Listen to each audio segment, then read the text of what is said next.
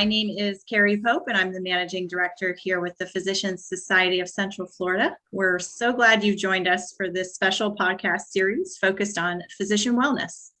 Our podcast series will be broken up into two 20-minute podcasts focused on time and energy management, something I know can benefit us all. We hope this resource will help our physicians find effective ways to make their lives a little easier. I am honored to introduce our host for today's podcast, Dr. Ademola Adewale. Dr. Adewale is an assistant clinical professor of emergency medicine at AdventHealth Hospital here in Orlando. He served as the assistant program director of research and simulation for the emergency medicine residency program since the inception of the program until June of 2020. He also currently serves as an officer on the PSTF board of directors. Dr. Adewale has written about the anxiety and stress that comes with being an emergency physician and brings his personal perspective to the discussion. Welcome, Dr. Adewale.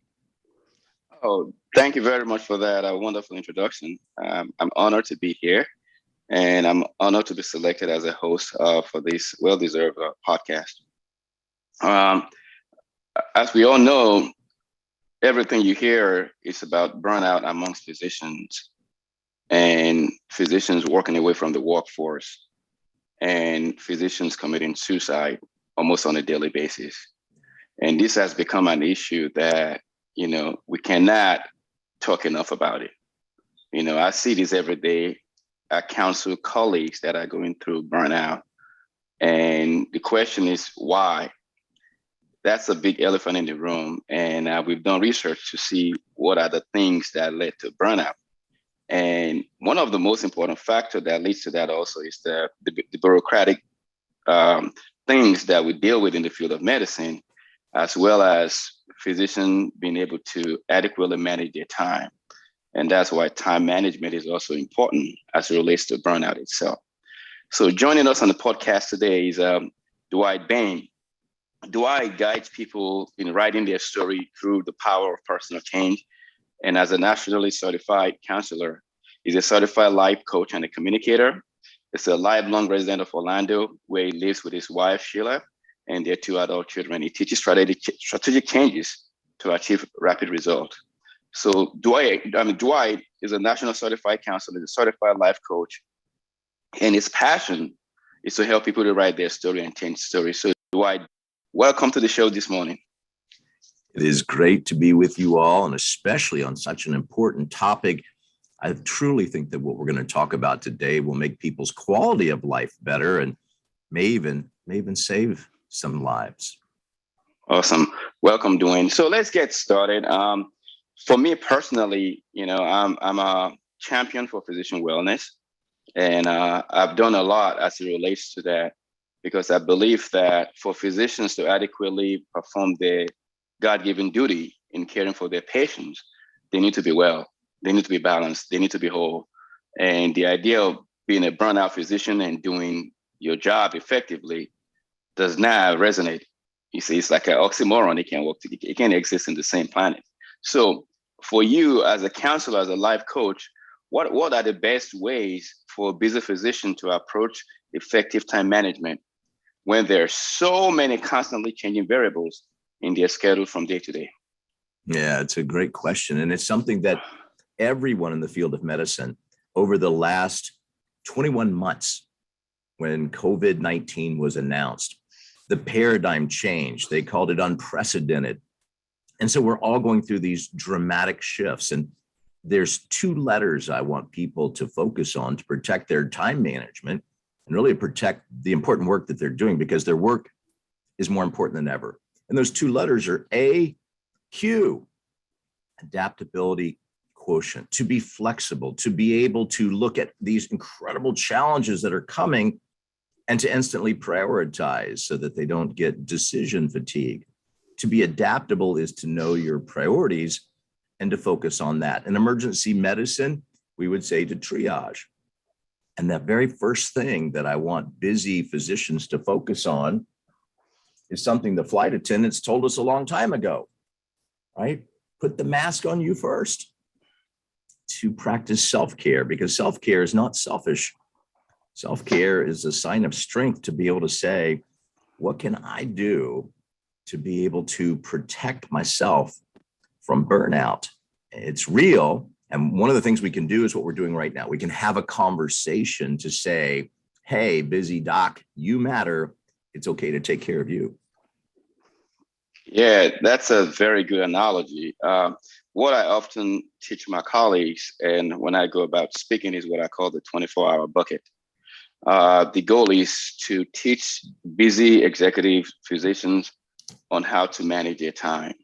So espouse the theory of having the non-negotiable part of your 24 hours, which is the time you spend with your job, which is non-negotiable because you have to spend that time. Then the next one is your sleep. Most physicians do not have adequate sleep, and that also is a culprit of burnout. So when you talk to a physician, do you say, do you have 8 hours sleep a night, 7 to 7? No, I can't do that. Most have between 4 to 5 hours of sleep at night. That is not sustainable because the function of the brain requires the sleep. So what I coach them to do is to say, in this 24-hour bucket, if you currently sleep 4 hours, let's get you to 6 hours to start with. So you spend 10 hours for your job, you have 6 hours of sleep. So that is 16 hours. So you still have 8 hours left in the 24 hours, which is yours. Time with your family, time for you to have your own me time, like meditating or working out, do what's important to you. Time to spend with your wife, time to enjoy your children, and whatever time you have left is yours. So the only part of the 24-hour bucket that's inflexible is your sleep and the time for your job. The rest of it is yours to do something with. So the idea of you telling me I'm too busy to sleep 8 hours or 6 hours does not resonate with me. Because if you use the 24 hours bucket and you say, I'm going to sleep 7 hours, and that is non-negotiable, that means you just have 7 hours left to do whatever you want to do if you spend 10 hours at your job. So, and I've been successful coaching physicians to manage their time using that tool. As a matter of fact, I'm putting on a keynote speech on that right now to talk about 24-hour bucket.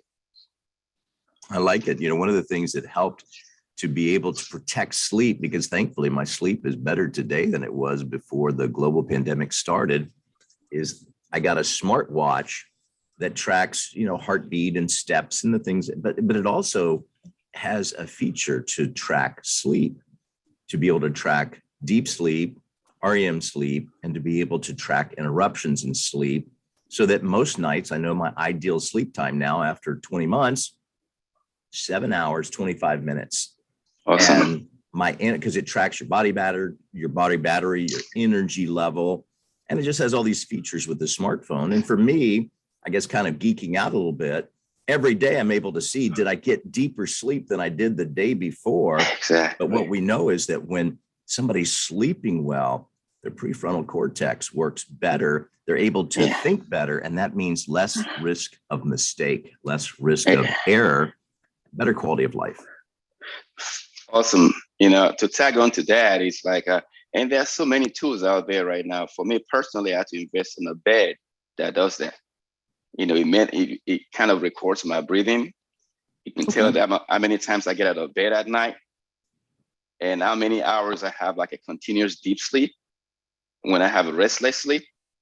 And I could look at it on my phone every morning to see, oh, I was restless last night. What's going on?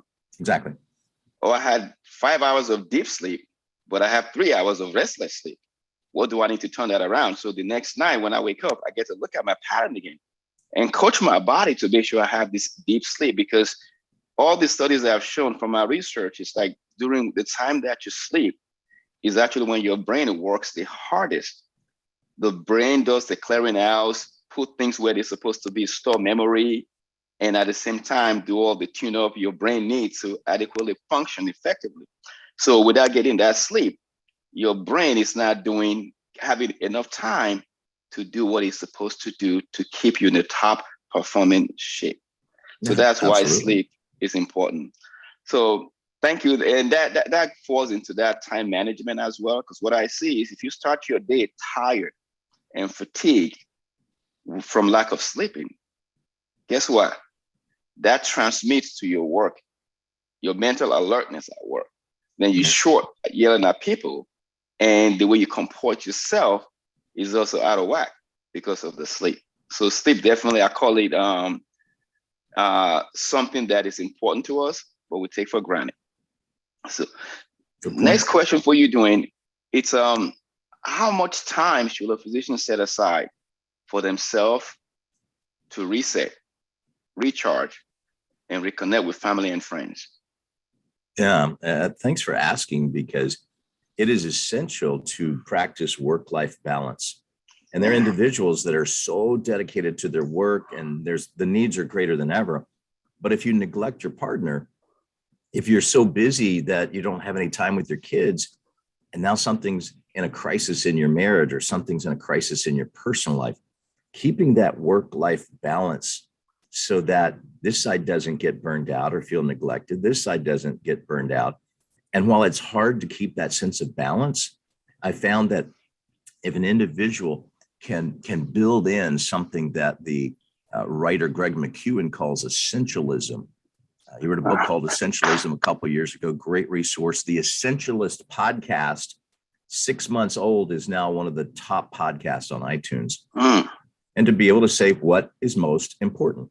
If you could go back in time, February 2020, Kobe Bryant, that was right before the pandemic started. And if you could ask Kobe 10 seconds, what matters? He would say, well, family. And if you could ask anybody, WMM, what matters most? They would say, well, the things in my personal life, the people that I love, the people that I care about.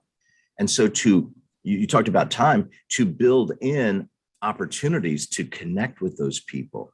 We were recording this during the holiday time, and to be able to say, I do have time to go to that holiday function. I will take time to go to my kids' Christmas program. I'm going to block out time to go spend kayaking or a Zumba class, or to go on a 5K fun run with a friend, to make those people the priority, to make that essential. What happens is now some decisions are easy, because instead of getting caught on something called doom scrolling, and that's to go on social media and hear how bad it is, I don't have time for that, because I'm going to spend time living life with the people that I love and care for. And when busy physicians are able to make that shift to what is most essential, I think what they'll find is the decisions become much easier. Awesome. I would just tag along with that, because like I said before, wellness is my passion. And I went around several residency programs over the years doing, wellness retreat. And I always do lecture on work-life balance. But after I've done several of those, it occurs to me that I have to look at it a different way. So I don't use work-life balance anymore. I call it life balance, because work is part of my life, and because my life existed before work. So I have my life, then work came into my life. So how do I structure my life to accommodate my work? So if I think in that perspective, there's a shift in the way I see things, because my life now becomes a priority, because work is part of my life. So now that ties onto my 24-hour bucket.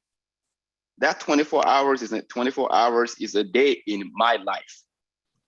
How does my work fit into that day in my life?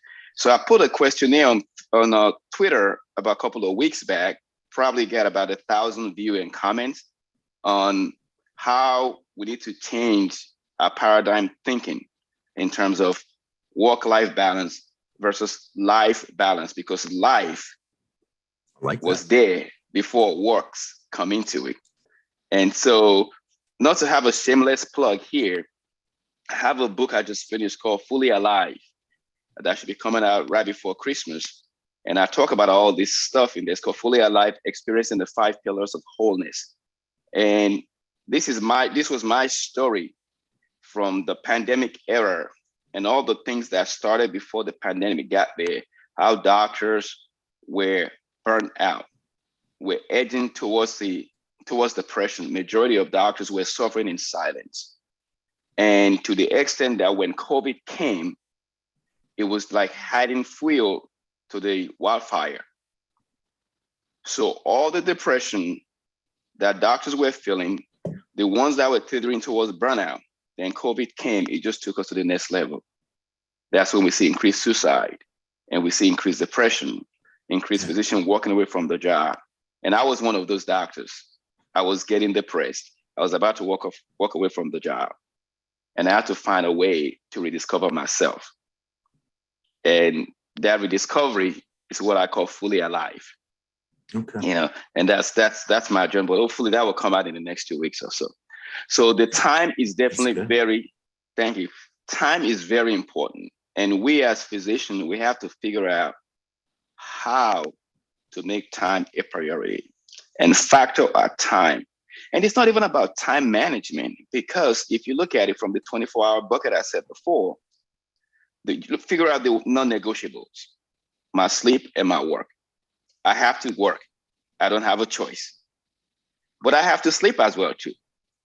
And I have to make sure that I get at least a minimum of 6 hours of sleep. I would like to get 7, 8. I get 8 hours now because I structure my time to make sure I get 8 hours. And that all depends on what time I go to bed. And I make sure that I go to bed at a certain time, wake up at a certain time, and I get between my 7 and 8 hours every night. Right. Every physician. Well, I was just going to say, comment on that.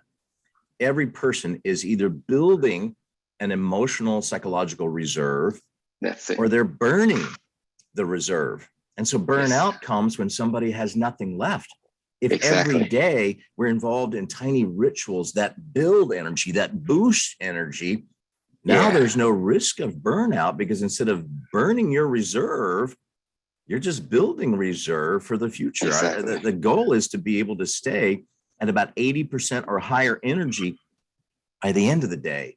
When you get home to your partner and your family, that there's something left, that you're not just an empty shell. And there are tiny rituals that will allow someone to build that reserve all day long. So there's never a risk of burnout.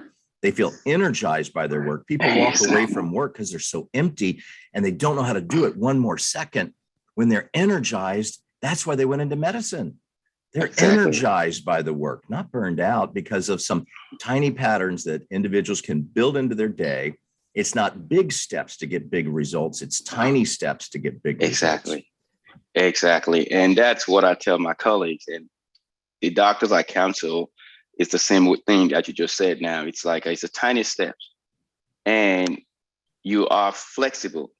It's totally not inflexible. You're totally flexible with it if you structure the time right. I recall when I come home from work, I am just tired. And kids say, Daddy, I just say, okay, I'll be right back. I go into my office. Yeah, that's what I do. I go into my office, I sit down, turn the TV on, open the laptop and start doing my work. Daddy, time to go to bed. Okay, I'll come in and see you guys later. But I never did. I'm on a laptop and the TV is watching me. And before I know it, it's midnight. Yeah. Then I just lost that precious time. But when I restructure my time, now I actually have time for them. I have time to do me, time to spend with my wife and with the kids, and to sleep well, and to be able to actually be more productive. And that's what we have to do as a physician, that we need to structure our time, manage time effectively, and find tools that will allow us to do that. So going on to the next topic, I know we have about 3 minutes left on this segment, but if there's an advice you would give to a physician that's struggling through burnout, emotional and mental fatigue, what would you give to them right now, Dwayne? Yeah, I would remind them that no is a complete sentence. Grammatically, you can say no, period, and that is still good grammar. Busy physicians are allowed to say, no, that won't work. They're allowed to say, no, that's not a priority. You're allowed to say no, even in a desperate situation when you know that you're 15, 20 hours overtime this week. You're allowed to say, no, I've got to go and take care of me. Now, we know that's what some people call common sense, but common sense is not common practice. And when I'm able to say no, it allows somebody to say yes to what matters most. It allows them to say yes to the things in life that bring meaning. People walk away from activities, they run from activities that are meaningless. And I want to guide busy physicians toward what matters most, what gives you the deepest sense of meaning, satisfaction, fulfillment. What is your purpose? Why were you born? When you go toward that and you have those boundaries in place by saying no, you'll be able to live the life you were designed to live and help people your entire career instead of the risk of burnout because of this global pandemic. What a phenomenal way to summarize this segment. I really appreciate that. And I'm sure this is going to resonate with a lot of the physicians that are listening to this right now. So we're going to go on a quick break and continue the next segment. And I am looking forward to our next discussion. So let's take a quick break.